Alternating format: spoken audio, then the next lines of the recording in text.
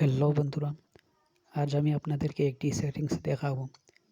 এই সেটিংস করলে আপনাদের ফলোয়ার বাড়বে। এর জন্য আমরা সর্বপ্রথমেই ফেসবুকে চলে যাব। সেখান থেকে থ্রি ডটে ক্লিক করব, তারপরে সেটিংস আইকনে ক্লিক করব, তারপরে কন্টেন্ট পারফরম্যান্সে ক্লিক করব, তারপরে ফেভারিটসে ক্লিক করব, তারপরে এখানে বড় বড় আইডি অথবা পেজের নাম লিখে সার্চ দিন। এখানে অ্যাড দেখাবে, অ্যাডে ক্লিক করলে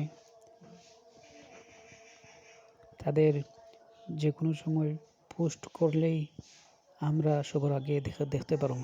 আর এরকমই প্রত্যেক করলে থাকলে আপনাদের কমেন্ট ভাইরাল হবে, আর কমেন্টস থেকে আপনাদের ফলোয়ার বাড়বে। এরকমই নতুন নতুন টিপস অ্যান্ড ট্রিক্স পেতে ফেসবুক পেজটি ফলো করে দিবেন।